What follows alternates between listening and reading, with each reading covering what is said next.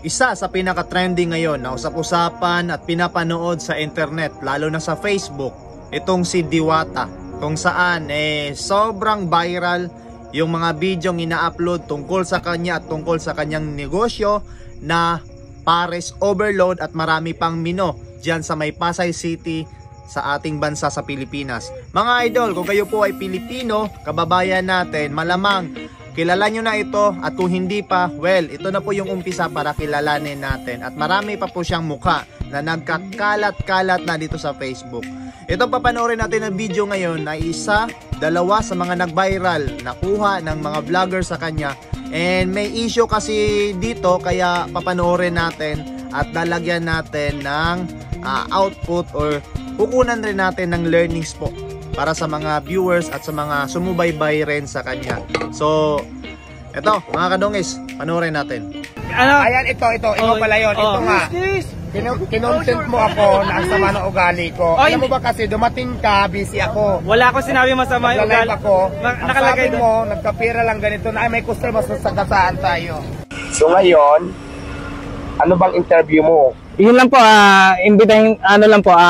invite ka lang po sa kanila yung ikaw po si Pares. Siguro mamaya na. O sige po, okay po. Thank you. Meron akong maganda sa kapwa. So ang gawin nyo kung ano. So, dalawang clip yun. Yung unang clip ay yung nakaputi na siya, yung nagkaroon na sila ng closure sa vlogger. Well, shoutout muna tayo sa vlogger na si Kuya Mototoy Vlog. Sa kanya po itong clips nang galing at siya po yung nag-feature kay Diwata. Pero sobrang daming vloggers po yung nag-feature.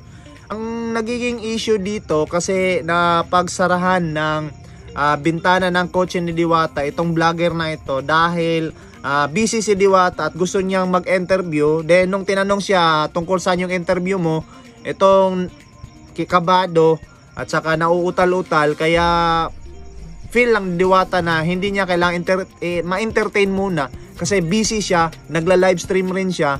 So sabi niya mamaya na lang. Hindi naman niya tinanggihan na bawal or hindi pwede. Sabi niya mamaya na lang. Pinagsara niya kasi siguro yung pasok ng vlogger bigla-bigla. At unang-una, si Diwata po ang may-ari ng Overload Pares, and 24 hours po nakabukas ang negosyong yan. Kaya kahit sino naman siguro na 24 hours na nagbubukas, kahit na natutulog siya during sa shifting ng kanyang mga karelibo, mga kapartner sa negosyo, pagod pa rin yan. Kasi pag negosyante ka, kahit natutulog ka, yung utak mo para pa rin nagtatrabaho yan. Alright, so pagpatuloy natin at panoorin natin yung video ng kanilang closure. Sa isip nyo, sa puso nyo, go. Tuloy lang yung mga pangarap nyo. Kasi kaya nyo pa ba umpisahan yung pangarap pag mahina na tayo, wala tayong lakas para lumaban sa buhay. So ngayon pa lang, umpisahan nyo na kung may pangarap kayo.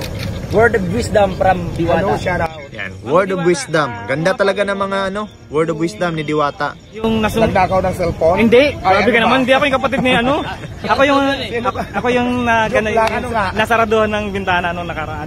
Saan? Yung Ayan, ito pala yun. Ito nga. Remember na.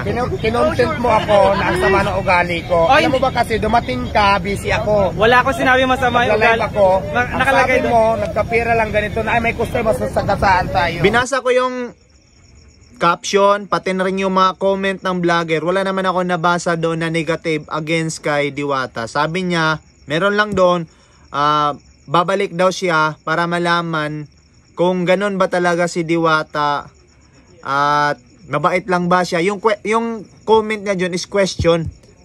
Kung mabait lang ba siya, kung sikat yung kausap. Tapos may comment rin siya doon na baka busy lang siya. Talagang busy, halata naman siguro. Kasi tama rin yung sinabi ni Diwata na yung mga vlogger, dapat kasi kung may interview ka ng mga ganito, mga negosyante, mga personality, dapat i-timing mo rin. Huwag yung pa-ambush-ambush. Okay lang yung ambush-ambush kapag kakilala mo. Pero kung hindi mo kakilala, expect worse. Baka sakaling madedma ka or baka sakaling hindi ka ma-entertain kasi wala ka sa timing. So kailangan rin natin tumiming. Okay, pagpatuloy natin. Sunod, kayong mga vlogger, welcome lang kayo sa akin. Pero syempre, ilagay naman natin sa sarili natin minsan kasi mas priority sa akin yung customers talaga. Pero di ba kung may pagkakataon naman, pinagbibigyan ko naman kayo. Pag alam yung busy, para hindi ko kayo masupladahan, matarayan. Hintayin nyo akong hindi maging PC kasi minsan napapagod din ako. So, di ba? Hindi masaraduhan lang kayo ng pinto. Sabihin nyo, nagkaano lang, ganito ng ugali. So, wala na akong pakialam doon. Mga vlogger kasi, ito lang kasi pareho naman tayo creator rin Alam naman natin na yung video yun ay mahaba Yung paglapit niya, paano niya pilinano, yung pag-interview. Pero yung in-upload niya, yung maikli lang. Yung nagtanong na si Diwata na ano yung pakay mo, tungkol saan yung interview. Tapos, nung sinagot niya na medyo pautal at saka mukhang kabado, mukhang hindi ready talaga siya na mag-interview tapos ambush pa, sinabi ni Diwata na sige mamaya na lang. Mas maganda kasi merong pag-uusap na sa tama. Di ba? So, understandable sa part ni Diwata. Tapos siya, ginamit niya yung pagkakataon na yun na may upload niya na nagiging hindi maganda yung imahe ni Diwata. But everything is clear naman. At nakapag-explain si Diwata at siya naman nag-sorry. So well, pa rin, para sa vlogger, nagiging daan upang makilala siya ni Diwata at saka mag-viral rin siya. Normal naman yan kahit na walang i-upload na hindi maganda tungkol sa isang tao. Pero pag once yung mga kababayan natin, negative yung mindset, mag-i-issue pa rin yan. Kasi kapag yung tao umaasenso, parang puno na namumunga, madalas na binabato. Well, patuloy natin. Mabait naman kayo minsan sa akin at mabait din naman ako sa inyo. Ganun lang, pakisamahan lang tayo. Hindi lang dahil hindi ka na pagbigyan sa gusto mo, gagawa ka ng eksena para masamain ako. So wag ganon. Ikaw pala yun. Actually, wala kasi sinabi masama. Wala po akong sinabi masama ron.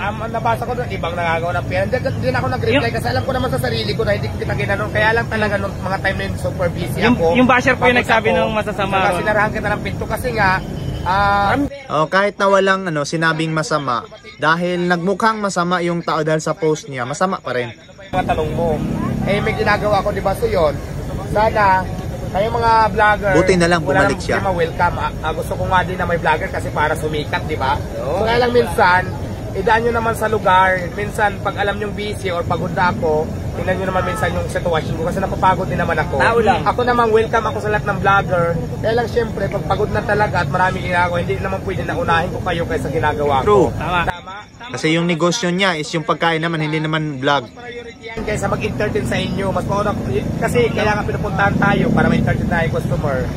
Diba yung vlogger parang siyempre kung libre naman ako, bakit hindi? Diba nakikita nyo naman, nag-entertain talaga ako.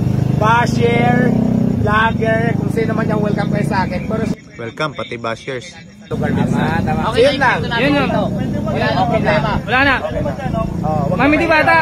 Mami Diwata, marami pong salamat. Okay, granted.